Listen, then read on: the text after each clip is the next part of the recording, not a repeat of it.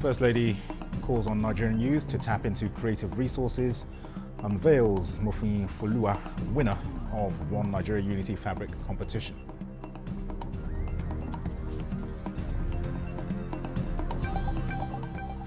And Defense Headquarters directs investigation into alleged injustice against Seaman Abbas Haruna. Says outcome will be made public.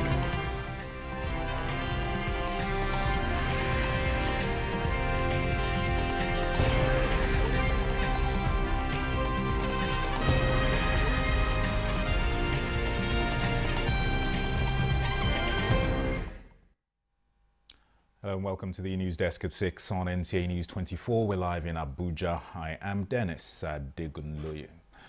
President Bola Tinubu has assured the victims of the Maiduguri floods of continued support to enable them to recover from the impact of the devastation caused by the flooding. The president gave the assurance during a sympathy visit to Maiduguri, the Borno state capital, over the tragedy that affected about 2 million people. The presidential aircraft touched down at the Maiduguri Air Force Base at about 20 minutes past 3 in the afternoon, accompanied by the Secretary to the Government of the Federation, President of the Senate, and other personalities. The President was received by the State Governor, Babagana Umara Zulum, alongside dignitaries on a sympathy visit to the state, comprising governors of Bauchi, Sokoto, and Kogi states, as well as members of the National Assembly from Borno, the Minister of Agriculture and Food Security. The President proceeded to the government's college temporary camp, where he said he had come to identify with them and assure them of continued support of the federal authorities. At the palace of the Shehu of Borno, Abubakar Ibn Umar Gabai El Kanemi, President Tinubu commiserated with the government and people of the state over the devastating floods. NNPC Limited has released estimated prices of petrol obtained from the Dangote refinery in its stations across the country. A statement from Olufemi Shone, Chief Corporate Communications Officer, NNPC Limited, indicates that the estimated prices are based on negotiated terms between NNPC and the Dangote refinery, which recognizes the current international gasoline prices and the prevailing foreign exchange rate in line with the provisions of the PIA. NNPC Limited confirms that it is paying Dangote Refinery in dollars for September 2024 petrol offtake, as Naira transactions will only commence from October 1st, 2024. NNPC Limited reassures Nigerians that any discounts from the Dangote Refinery will be passed on 100% to the general public. A 25-year-old graduate from the University of Ibadan, Bamidele Mofin Folua, has emerged winner of the #One Nigeria Unity Fabric competition promoted by Nigeria's First Lady, Oluremi Tinubu. Mofin Folua was unveiled at a ceremony at the villa, where the First Lady wants Nigerians to keep tapping into their creative resources for personal and societal growth. State House correspondent Adeni Taiwo has more. It was a long walk for Bamidele Mofin Folua, who, like 110 other young Nigerians, took up the challenge thrown by Nigeria's First Lady, Oluremi Tinubu, to design a fabric that creatively captures the beauty and unity in Nigeria's diversity. And that much was on display as the fabric, already sewn into beautiful dresses, came alive on stage, where models took to the runway in the banquet hall. For the First Lady, the competition, which was inspired by her visit to Zimbabwe, has met its objectives, showcasing the patriotism and creative depths of Nigerian youths. Every design submitted is a demonstration of the depth of talent we have in Nigeria. I applaud each one of you for your contributions. However, we can only have one winner.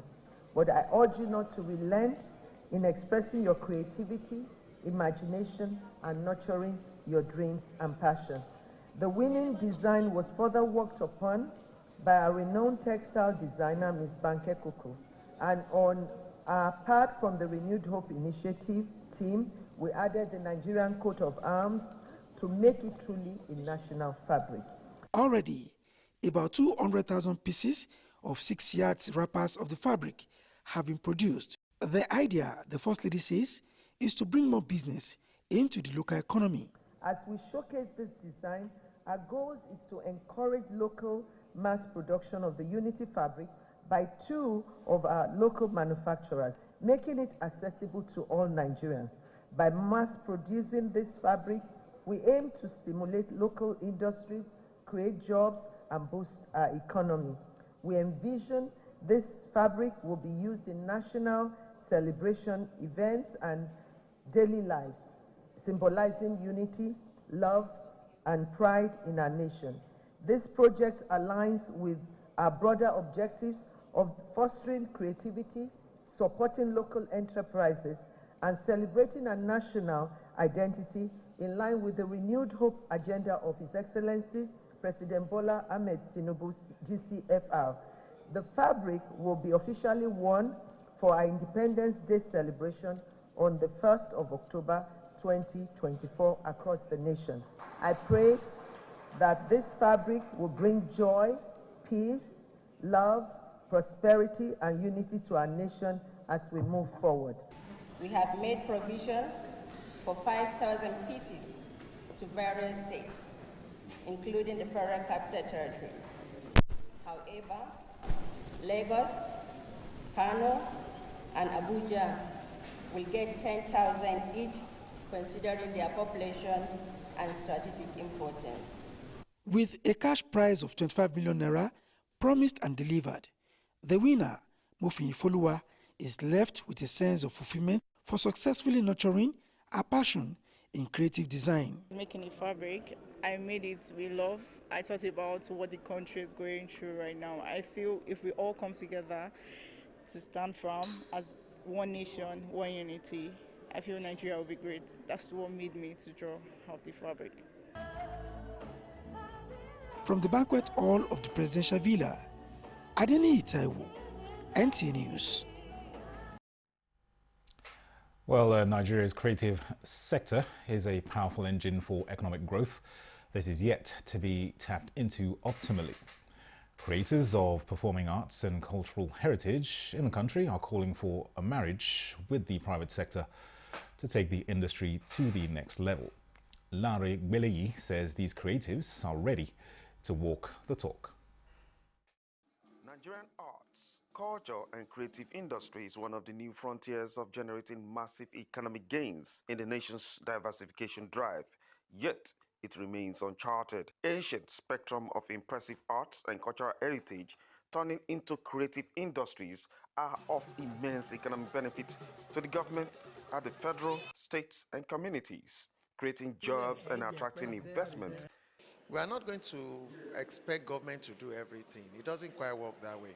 But what we need to do is to make the private sector begin to see the creative industry as a as serious business, because that is what it is. We are basically importing everything and we barely export anything but oil. Now, the creative sector is an export product, no doubt about that. When you think about the remittances, you're talking about a $5 billion economy per year. Imagine if you can expand that capacity for us to get more payments and to export more products from fashion, from our food, from our brands. Taking a look at animation, for instance, Nigerian animators project this sector of creative industry will be worth about $600 million in the next 5 years and has the capacity to take in a large youthful workforce. Nigeria has the youngest population in the world. Or Africa has the youngest population in the world. Nigeria, obviously, with the population it has. And one of the things we're trying to get young people to do is to get into animation early, because they would make the workforce of the future. These professionals in the creative industry are convinced that government only needs to give a nudge by providing the right environment and watch the industry grow beyond their expectations. In Lagos, Nta News24, Nta News. And armed with the mission of changing the landscape of learning for developments, the 10th edition of the Champions of Talent Development Conference holding in Abuja is to leverage the digital world to foster inclusive economic development. And the conference, taking place between Tuesday 17th and Thursday 19th September, with the theme Igniting National Development Through Learning and Development, guests on Good Morning Nigeria say the approach will deepen capabilities. What's our mantra? We empower leaders through learning. So that's to even tell you that as a leader, the knowledge you can manage is what will make you excel. And that is the crucial nature of learning and development. You cannot stop learning until you die. Yes. The day you stop learning, that's the end. So learning for me is very pivotal to every person, every sector, every industry, every platform.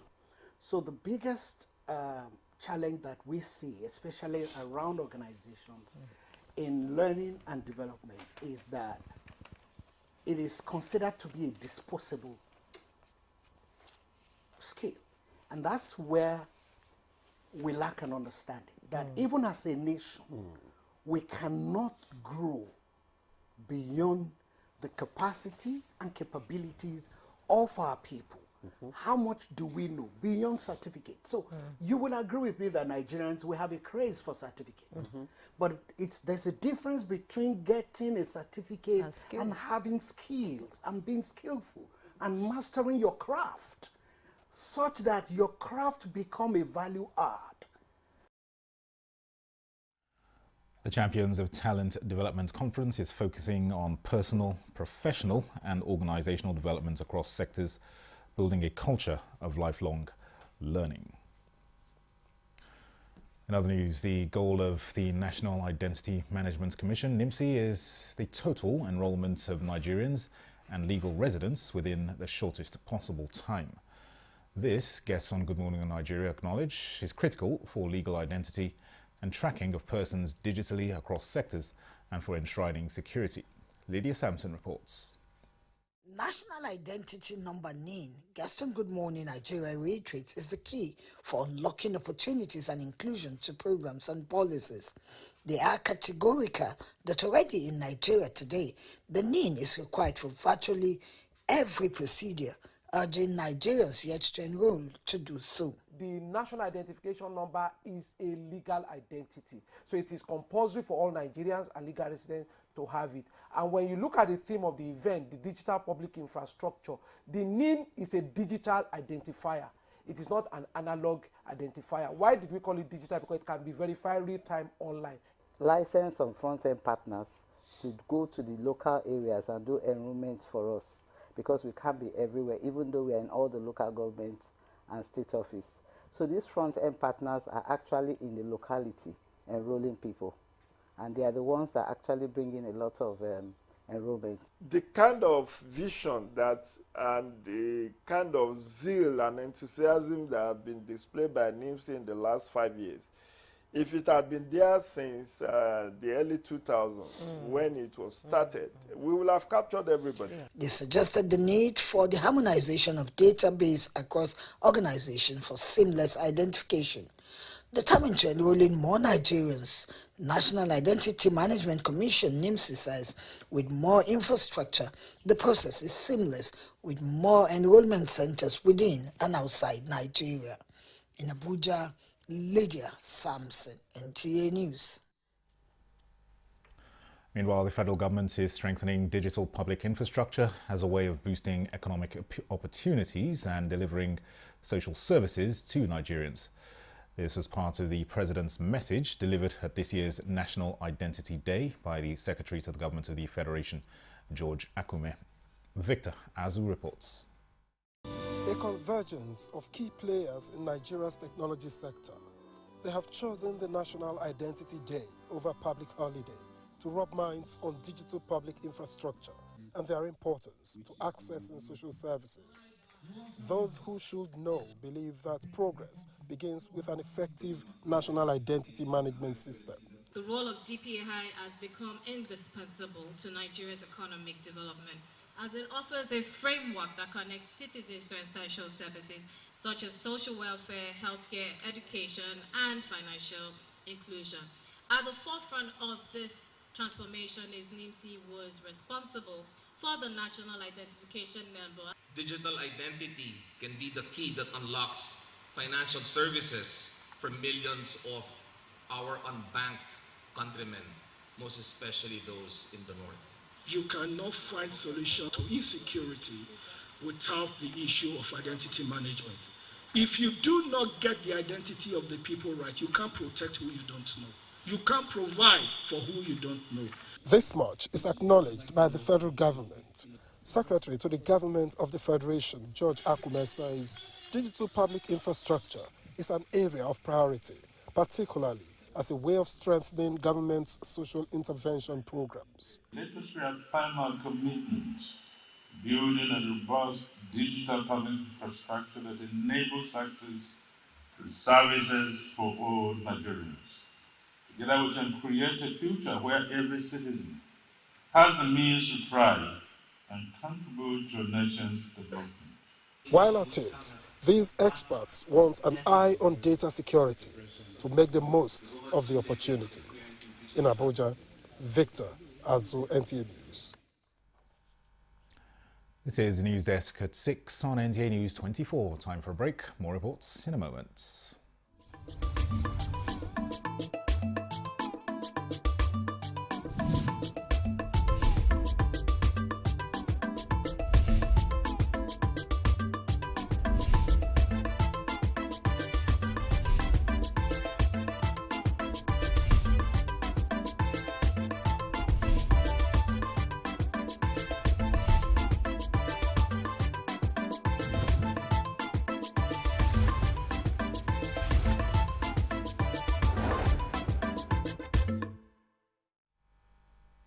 Welcome back. Let's talk security. And a joint border patrol team, Sector 2 Southwest Zone, says its interventionist role in arresting illegal migrants is to check individuals that may threaten national security and safety of the people. The team's coordinator, Mohammed Shaibu, pointed to the rescue of 18 victims of human trafficking as one of the many success stories justifying its operations. Michael Olaleye reports. Keeping vigil across the borderline, the team confirmed could be tedious, but the zeal to fulfill its constitutional mandate has been the motivation. In the third quarter of the year, the coordinator said 156 illegal migrants were arrested and handed over to the Nigerian Immigration Service, in which 125 were refused entry. 11 persons refused departure, 18 trafficked in person, and 2 suspected trafficking agents who violated immigration laws and were immediately handed over to the Nigerian Immigration Service for further investigation and prosecution. The smuggling of petrol and rice is a common practice within the team's area of responsibility, and within the period under review, goods with duty-paid value of 1.4 billion naira were seized. The solace for the team is not just found in raising demand notices of more than 25 million naira, but carrying out its operations devoid of casualty. These groups of unpatriotic citizens will have us to contend with, as the sector has deployed intelligence to apprehend offenders. The sector is fully prepared to face the challenge ahead as we are into the last quarter of the year. While the Joint Border Patrol Team Section 2 Southwest Zone promised to enhance collaboration and intelligence gathering, it is calling on communities around the border to sensitize their subjects on the dangers of smuggling. In Lagos, Michael Olaleye, NTA News. The Defence Headquarters has reacted to a video in circulation alleging unjust incarceration of a naval rating seaman Abbas Haruna for 6 years. In a statement, the Defence Headquarters assures the public that the Armed Forces of Nigeria remains committed to upholding justice, fairness and the rule of law, noting that the military court-martial process ensures fairness, equal opportunities and justice in accordance with established military procedures and the law. In response to this allegation, the Chief of Defence Staff, General Christopher Musa, has directed an immediate investigation into the matter, the outcome of which will be made public in due course. The DHQ urges the general public to exercise caution and refrain from spreading unsubstantiated information while the investigation is ongoing. Now, ahead of the National Workshop on Freedom of Information, a non-governmental organization, Rebirth for Media Liberation and Development, in collaboration with the House of Representatives Committee on Freedom of Information, has organized a media briefing to sensitize the public on the rationale for the training workshop.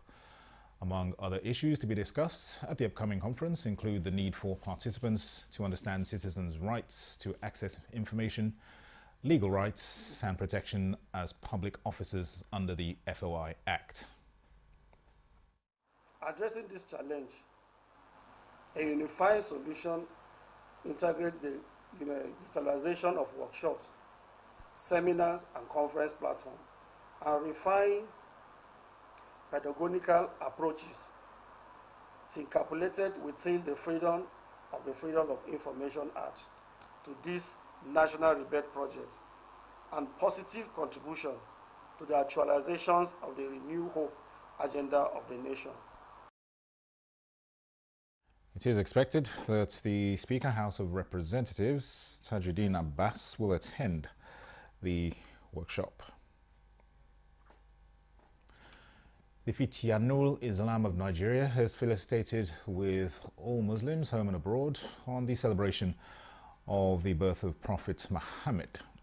Statements by its president, Sheikh Mohammed Arabi Ahmed Al-Fatih, says it is in line with the direct injunction of Allah to love, support, praise and follow the teachings of Prophet Muhammad.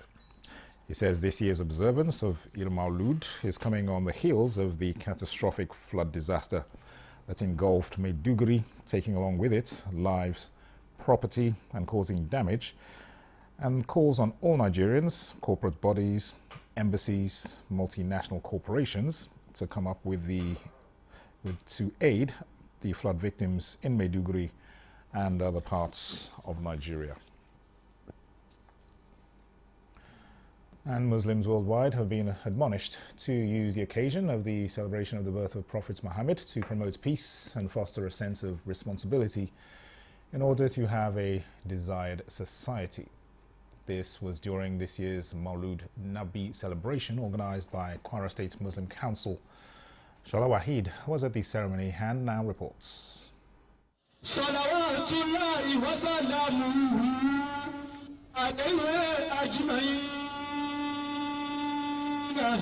Recitation from the Quran kick-started the Maulud celebration.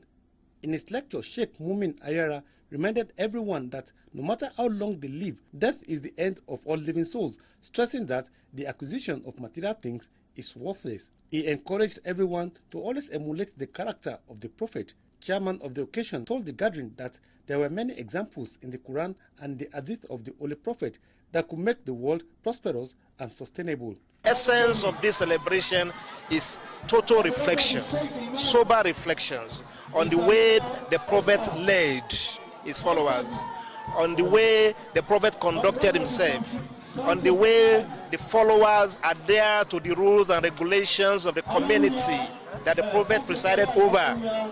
All of us should reflect on this as leaders. Hunger and insecurity keeps thriving.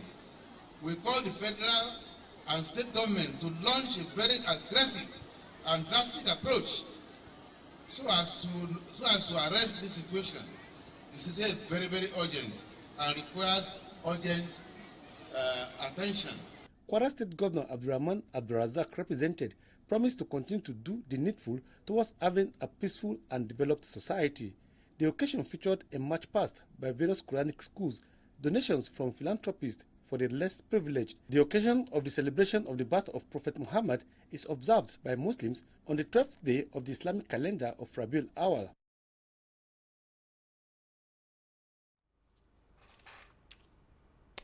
Meanwhile, the Muslim Ummah in Asaba joined their counterparts worldwide to celebrate Eid al-Mawlud. Thousands of them converged on their various mosques, as Chinwe Okoli tells us.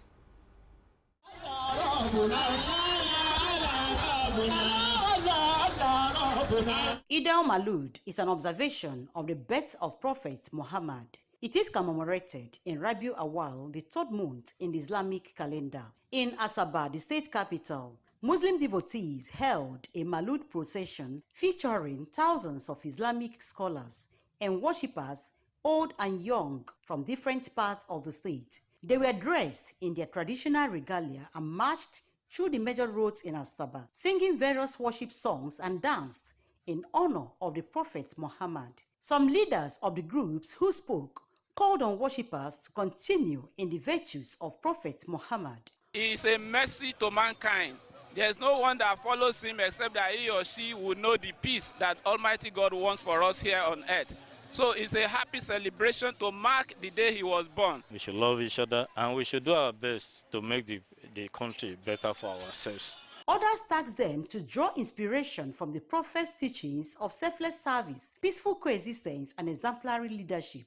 Prophet Muhammad brought peace to this country, and he brought tranquility, and he brought equity, that we should try to create peace among ourselves, to be just among ourselves, and share the blessings Allah has given to us in this country. We are emotional, we are happy, we are the happiest people in the country today. Meanwhile, the federal government has declared today national holiday to mark Eid al-Maulud festival in commemoration of his birth. In Asaba, I'm Chinyere Okoli, NTA News. And that report concludes the news desk at 6 on NTA News 24. Thank you for watching. I am Dennis Adegunloye.